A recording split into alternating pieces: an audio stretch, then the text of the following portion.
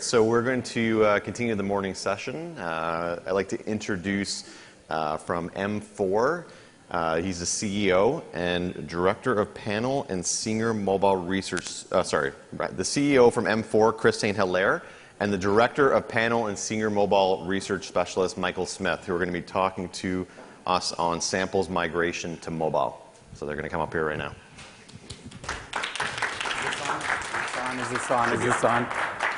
Is this on? Is this on? Yes, this is on.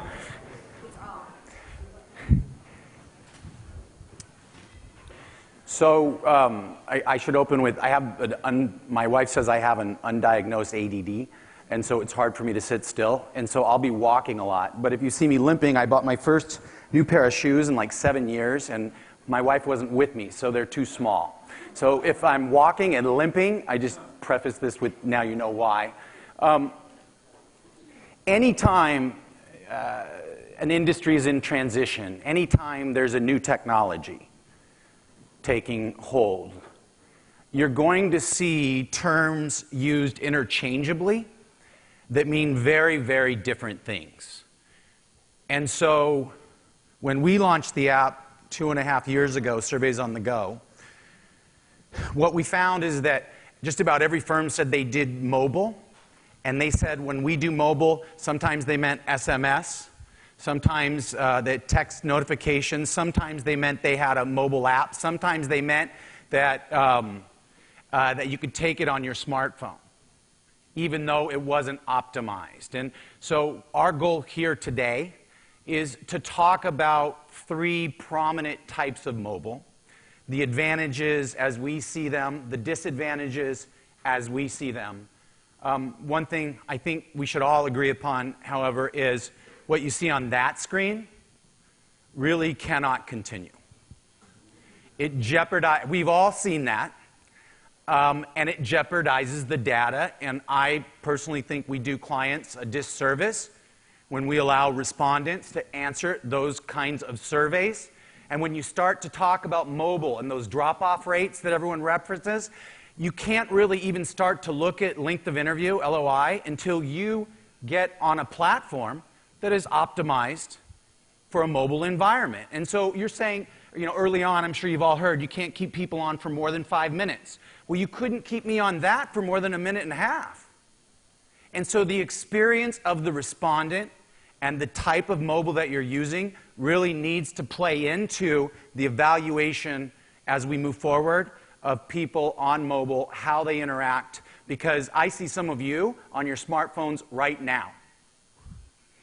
And I'll bet you that every single person, I know I'll be wrong if I say this, I'll bet you that 99% of you have a smartphone on you and are answering your email via that smartphone.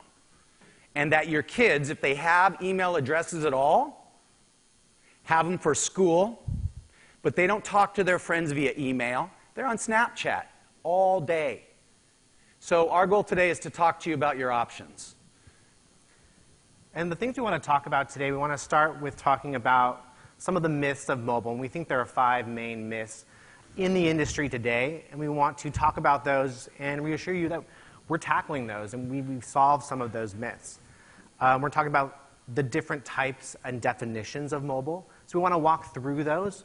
And we have the 3 main ones here, the mobile browser, the mobile web hybrid applications, and the native applications. And we want to talk about the benefits and the drawbacks of each one of those. We're going to compare those mobile technologies across 3 main lenses. We're going to talk about them across design, survey design, across features and functionalities and question types, as well as about the user experience.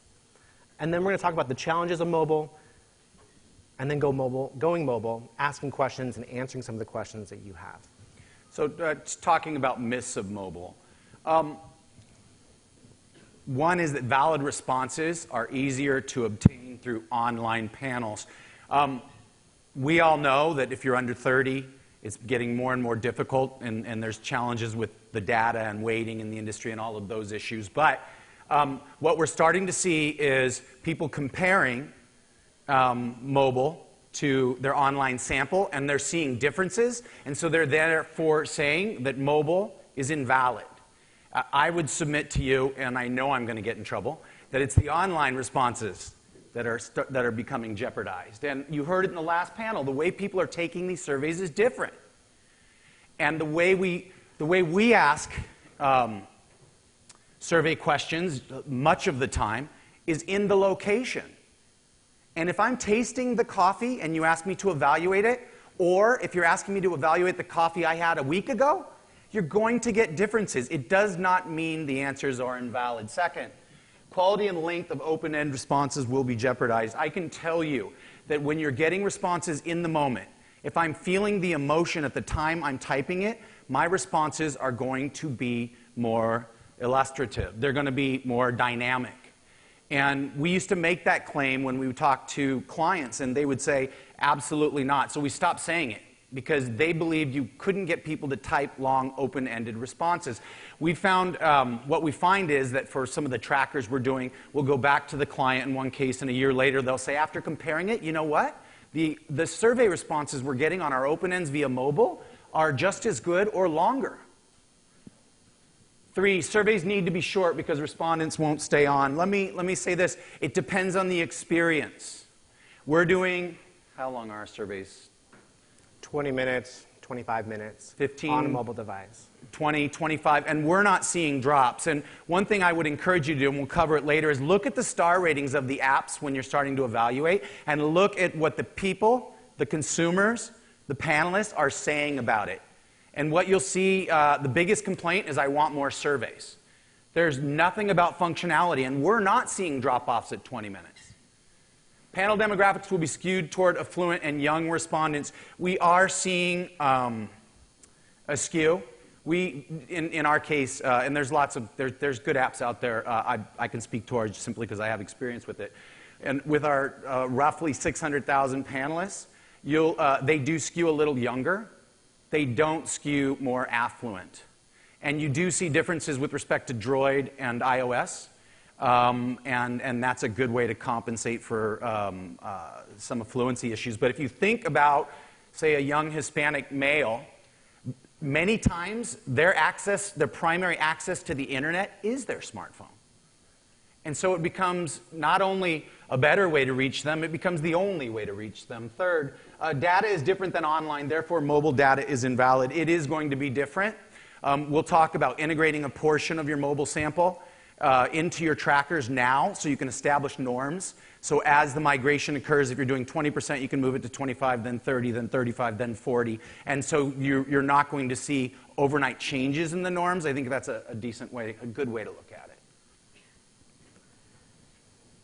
So touching on each of those myths, we're going to walk through the technologies and why we believe that they are myths for the mobile space. And one of the things we need to do is we need to clearly define what we're talking about when we say mobile. And really there are 7 or 8 different types of mobile out there. But these are the 3 main ones in the survey research industry today. We can survey respondents through their mobile browser. So that's essentially their Safari on iOS or their Chrome on Droid. There are mobile web hybrid applications. And this is essentially taking that mobile browser code, the HTML5 code, and wrapping it in a native shell that allows them access to a lot of the phone's features and devices. And third is the native application. And these surveys, they aren't run by the mobile web. They're not run through the server. These surveys are all housed on the phone and run by the phone themselves. And I'll talk about the advantages and drawbacks to each one of those. So with respect to how we're going to look at that, Michael talked about it earlier. We're going to look at it on 3 fronts. First, design, how it looks, and we'll show you some examples. Second will be functionality, because we have smartphones here with the ability to take pictures, with the ability to take video, with push notifications, with the ability to cache surveys. And so understanding how, when, best case, and what's better for you as a supplier, I think makes sense as well. And then finally, respondent experience, because if it's not a good experience, your data is jeopardized. I've said that already. They also won't stay on for very long, and so you do see those drop-off rates. So the first one I want to talk about is the mobile browser. And there's multiple types of ways you can show a survey on that browser. There's mobile friendly, there's mobile optimized, there's responsive design. And I'm going to talk about the two main ones today. The first one, mobile friendly. And this is an example here of a mobile friendly site. And you can see they've taken the design of the regular online survey and made it fit onto the phone. And so when we're talking about mobile friendly, we're talking about from a technical term. What the technical industry calls it is essentially it's taking an online survey, and the way that it's mobile friendly is it has the ability to be shown on a smartphone. That's it. There isn't anything optimized or anything user-friendly about it. And anyone over 40, I can tell you, if you don't have your reading glasses, this becomes difficult. And I'm not as dexterous as I should be, and so even touching those buttons to select the response that I want is difficult as well. Now, looking at this mobile-friendly design through the three lenses we want to talk about, design, functionality, and user experience, we can see that with this, as researchers, there's no need to redesign our survey because it's going to show up on the mobile device. We don't have to reprogram.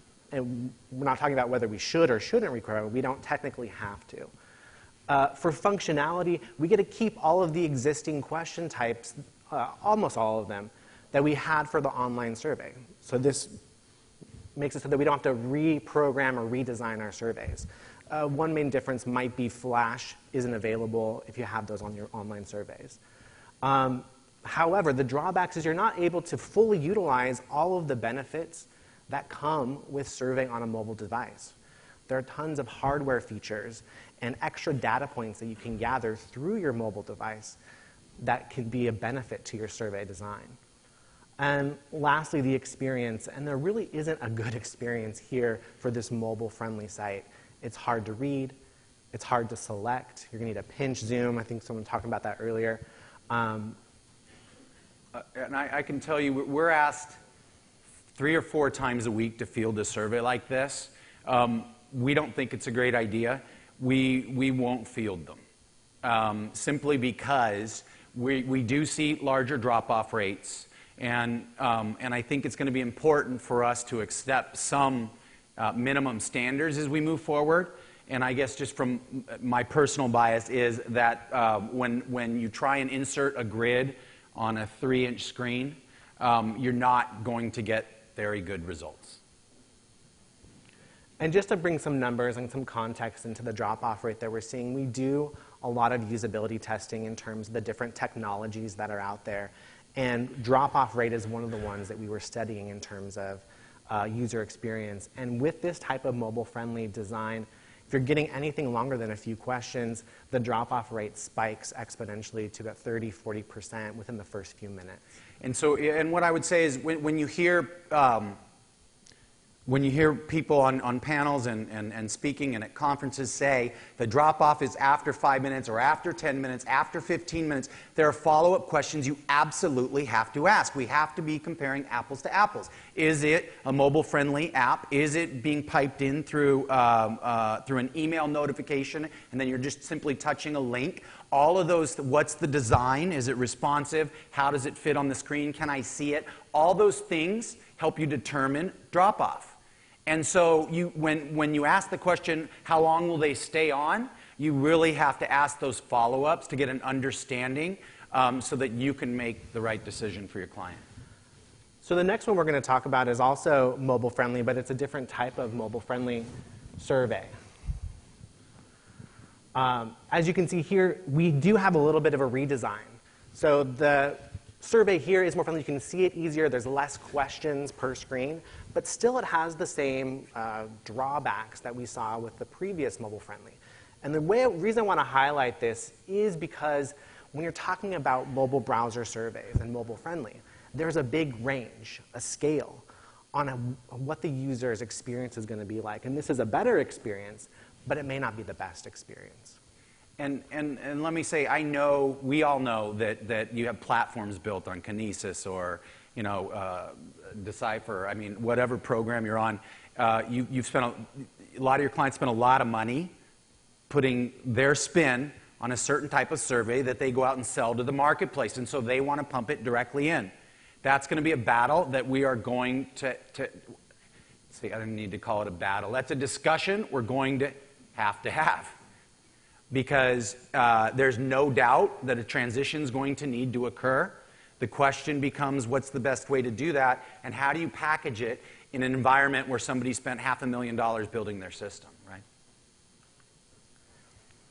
So we're still on the mobile browser, but this time we're talking about something a little different, and this also is a technical term on what mobile optimized actually is. The definition from a lot of app developers or coding developers or HTML developers is that a mobile optimized survey, the website actually reconfigures itself, and the buttons are larger, the text has to be a certain size in order for it to be mobile optimized.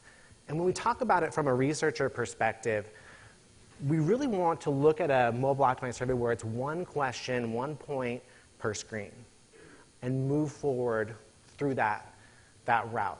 This is what us as smartphone users are used to. It's a look and feel that's very comfortable to us. And for a lot of the consumers and a lot of our respondents who are taking surveys on their mobile device, it's comfortable and useful for them too. So let's look at the mobile optimized survey through the 3 different lenses we talked about. What's really good about this is that it utilizes most of the online questions. We're not going to have to reformat or redesign a lot of our surveys. However, we do lose some of our capability. We lose some of our matrix designs because it hogs so much screen real estate. We also do have to redesign some of our longer, more complicated questions with longer text, so that way it fits on the mobile device and it's more palatable to the user. As far as functionality, we have a reduced ability to utilize kind of existing online questions. However, with mobile optimized, we do get some benefits.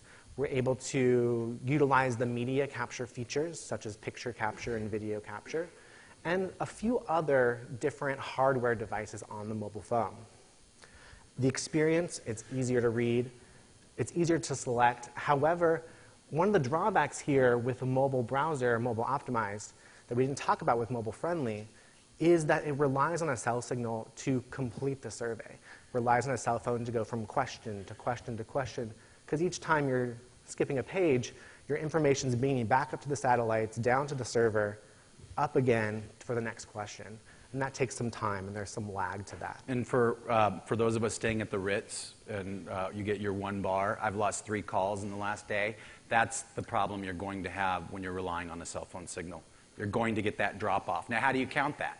Did they drop off, or did they get dropped off? And this is a conversation we need to have. So then we're moving outside of mobile browser to talk about the mobile web hybrid application technology. And this is a completely new type of technology that came out 2008 when Apple released their first app store. And this is where the entire consumer market has shifted to consuming a lot of their content is through applications.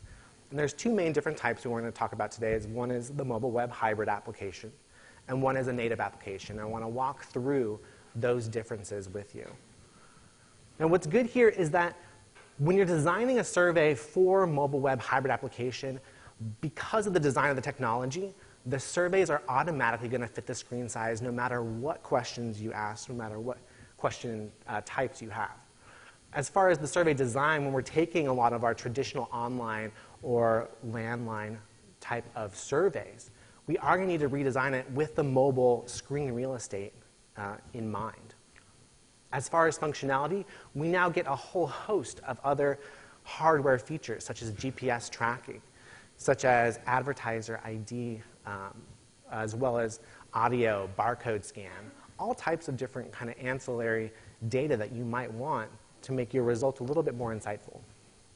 Again, we'll move quickly just in the interest of time, you rely on the cell phone signal. So if you ask the consumer to take a picture, you've got them in store, you can utilize GPS most of the time, so you know they're walking into a Target, for example. And there's ways to overlay the maps and then make them over the door so that you know when they're walking in. You have timers that you can set many times, so you know they've been there 20 minutes. You ask them to take a picture. They're on aisle 11, they take a picture of Clorox. And the issue there is that if you're in the store and you're not getting good cell signal, it has to upload that picture in order for you to go from question 6 to question 7. And many times that will take a while, and that can interfere with the respondent experience. So then we're going to talk about the native application. And again, the drawbacks here for going for mobile is that we do need to do a questionnaire redesign. The survey platform is built for the native software, so sizing isn't an issue anymore. And matrix questions are back in play. Because of the native technology, we're utilizing depth as a way to go deeper and ask those questions. So we're talking about the two-tap matrix design. And Chris, we want to talk about that. And what we mean by depth is on your computer, you're scrolling and clicking. Here, you're touching. And so when you look at the grids that everyone likes, this is a question design that we came up with that we've had a lot of success with. So you'll get this screen, you'll see Dolphin Tail 2. If you touch Dolphin Tail 2, it takes you to the next screen where you can say very interested, somewhat interested, not interested, all the way down. And then when you select it, it takes you back to the first screen. So then you can answer the second one. And you can't move on until you've selected an answer to each of the different movies. And we've had a lot of success with this because you can eliminate speeding this way. It forces them to go through, to go down, and I wouldn't say 100%, but by and large, we've eliminated speeding with these types of questions. Researchers tend to like it because they still feel like they're getting the information that they did on the grid formats.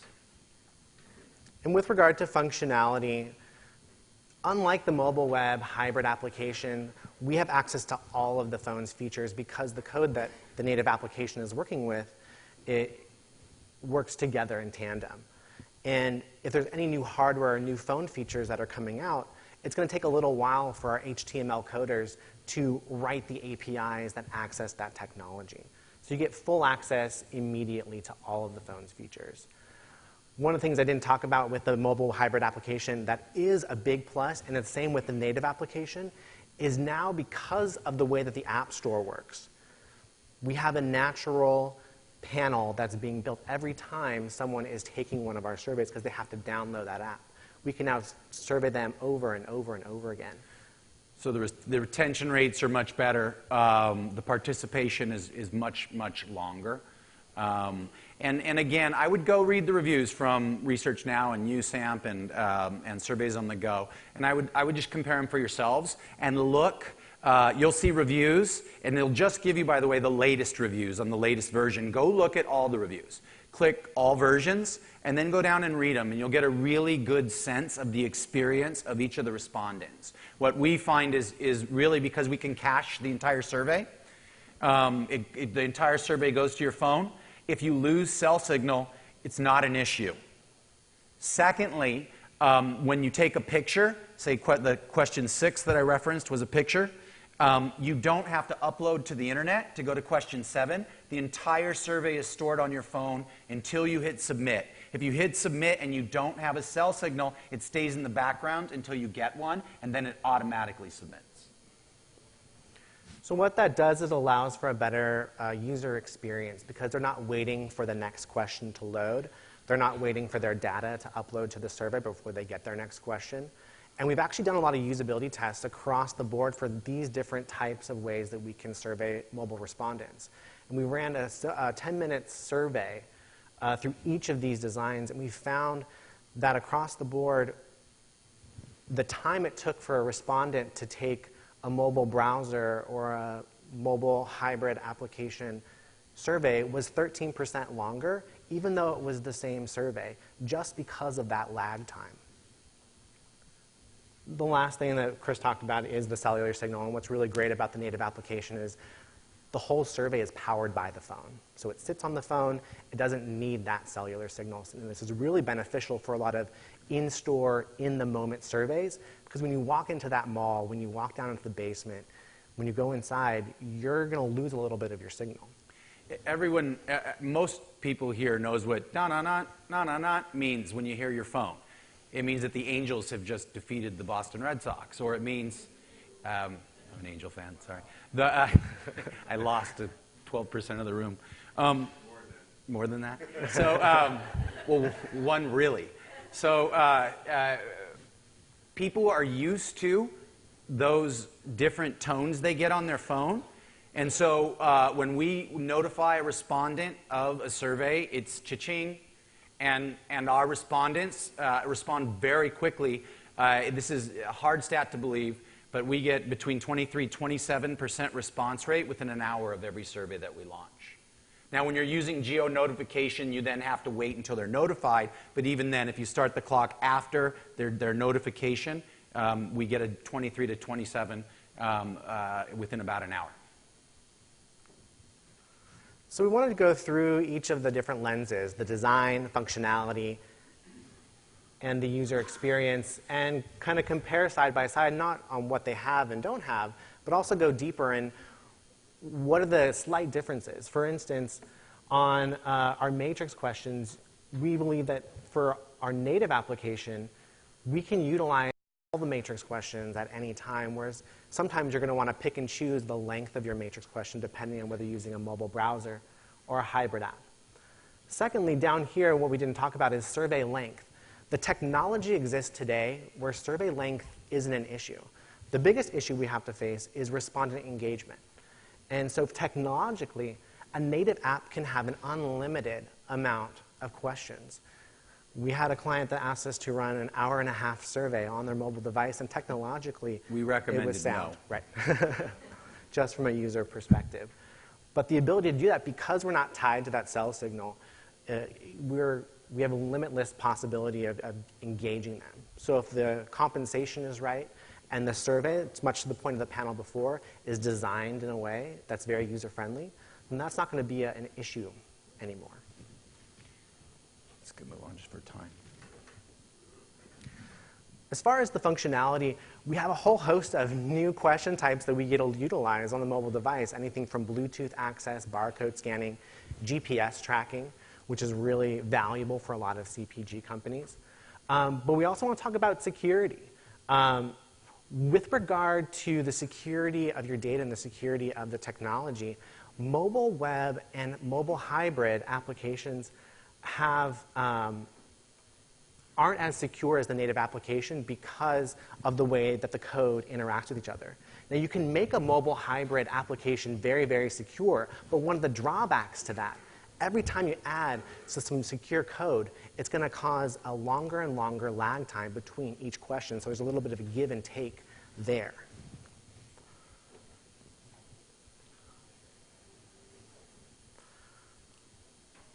Here we go. As far as the experience, we want to talk about speed at which the survey is downloaded, the navigation, upload and download speed, as well as offline survey. You can see here that while there are a lot of different components that are in each of those different technologies for mobile, a lot of them have their pros and their cons. And you can see here whether it's easy to read and easy to answer questions. We can see that sometimes that's the case for mobile browser, but it's always the case for an application. As far as the signal, the native app doesn't need one, and I think we've belabored that point a little bit too much. So challenges. We all know them, and someone at the break brought up to me, and I think it's a fantastic point, is that this industry is used to taking orders for sample. That's it. And now it becomes, can you do it for $6? Because they can do it for $5.79. Well, can you do $5.78? Come on, give me $5.78. Give me $5. It feels like an auction. This is a consultative sell. It just is. And so our goal is, and if you look at our mission statement, it's helping to define the industry, because we need to start agreeing on terminology. We need accepted standards. We need to have these conversations, and they're longer conversations. They require consultation because people say, how do I use it? What's the best case? Why can't I use a grid? Well, should I take pictures? What do I do with those pictures? Can I add a caption to those pictures? Why is that information any good to me? And we know it is intuitively. And so early on, we've been in the App Store 2.5 years. Early on, we'd say, great, you love it. Now, what do you want to do? And they'd say, well, you tell us. And so we've been very hard at work for the last 2 years developing products, methodologies, case studies, so that we can provide the consultation that's going to be required. And whether we want to go or we have to go, the reality is that the world is shifting to smartphones. And we should see this as an opportunity, as a good thing. Because it requires new behavior, it requires rethinking things. There are going to be some challenges, but there's more ways to use a smartphone than there are computers. You can get opinions at the point of sale. You can get opinions when they're evaluating products. You can talk to people that didn't buy for the first time. As they're leaving, 47% of a target of a, it was a retailer study, it wasn't Target, of a retailer study we did, didn't get what they were looking for, and we were able to ask them why and where they were going.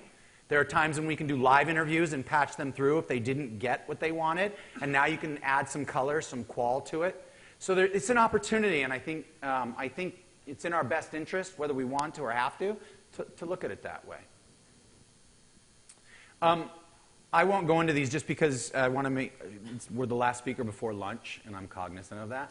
I'm not going to go through each one of these, but these are questions that we would recommend you always ask when you begin to field.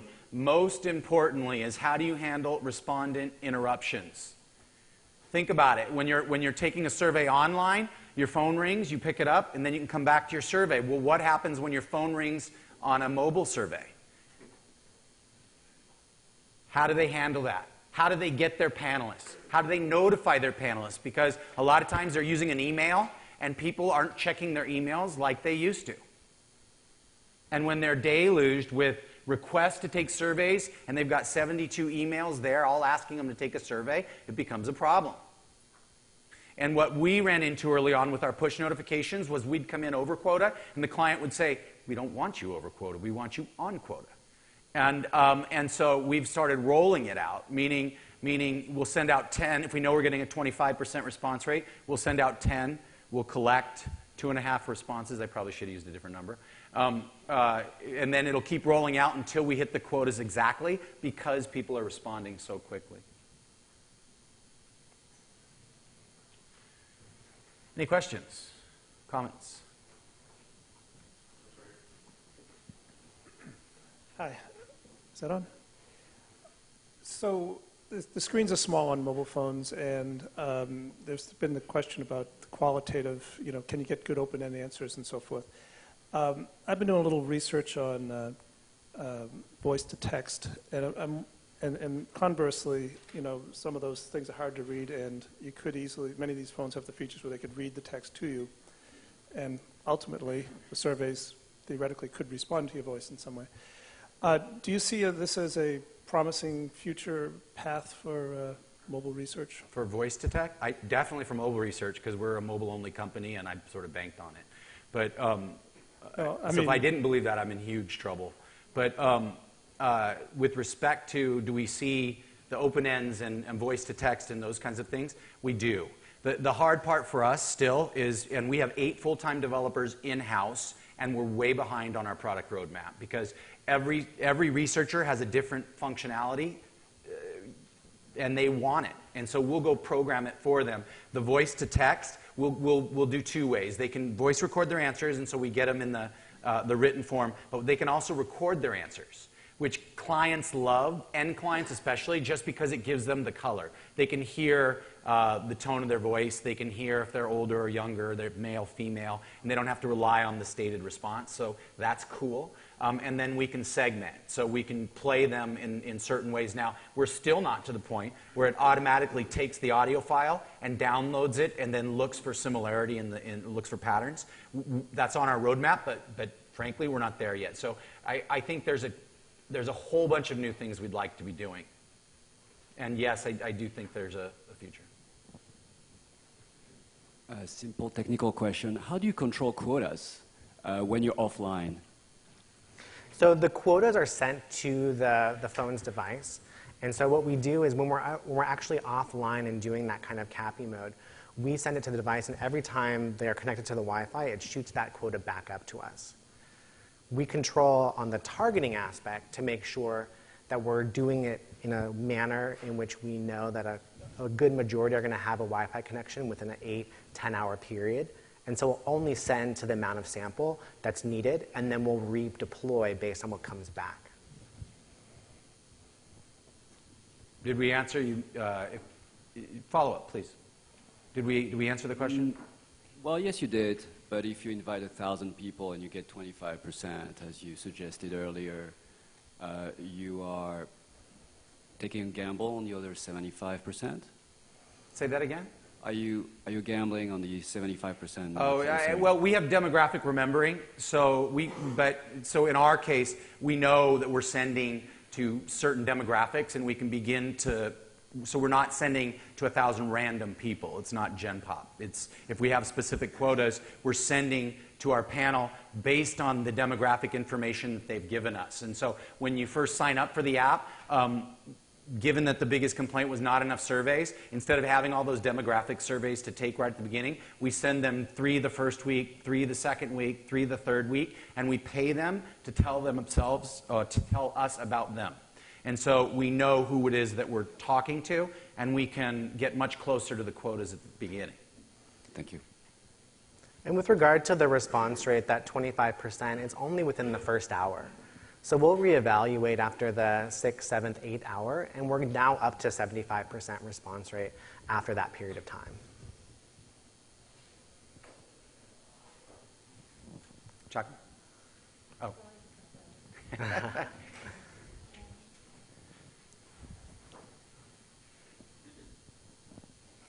Thanks. So we have a lot of clients who are interested in incorporating mobile into their existing strategy, but not necessarily going mobile only. So their goal is to say, hey, we want to reach that audience that we all agree is missing from the traditional approaches, but they still want to include the audience that we're getting from the traditional approaches. So one of the challenges we have when we start talking about mobile is they're saying, but we want the same data set and we want the same survey. And so when we start looking at some of the differences, how do we field a study that maybe is done via online and on their PC, and then also optimized or appropriate for mobile, but now doesn't involve us merging data sets or having to then answer questions like, are we biasing the data because people are getting the questions presented differently, not everybody's seeing it the same way. Right. And then to the quota question, if we have one quote survey that's being collected one way and another the other way, how do we manage that? So have you guys looked into that at all or have questions from clients about that?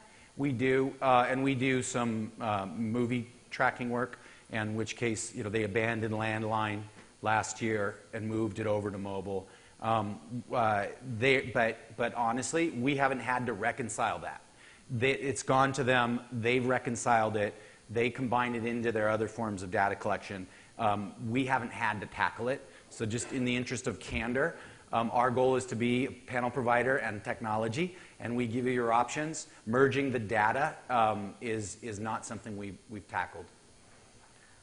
Now, and then when we talk about moving trackers, if you're integrating 20% of the 100%, you're going to smooth the norms, so you're not going to see these massive transitions overnight because people will answer differently.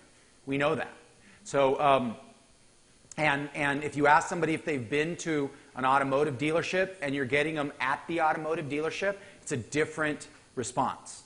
And so if you're trying to merge those, I would suggest that you start with a smaller percentage. We can work on reconciling it, but as I said to Jacqueline, we don't have an answer 100% of the time. Our clients, all of the clients that we're working with using the data as a subset of a larger piece, have reconciled it. And what we do like to do is we like to approach it from a mobile perspective. So Jacqueline, when you're talking about those surveys, we want to look at the survey design and look at, okay, does the question type work for mobile, and then work backwards? Because it's going to be cross-compatible to online very easily because of that larger screen real estate. For a couple of our clients, what we've done is actually set up an API where they have their traditional online survey panel and they program it on their platform, and the API redirects to our native application and recreates the survey within our application. In those ways, we've been able to smooth over those data issues because all the data is being sent back to the same repository. Now, it is a lot of work up front because we have to ensure, for us, our respondent is the most important thing. So we actually turn away a lot of surveys if they're not willing to mobile optimize in a way that we feel is appropriate. And so the first time we work with them, it's consultative, it's long. But once they're comfortable with the format, they actually like it better because they're getting better open-ended responses when they're using GPS and some of the other functionality of a smartphone.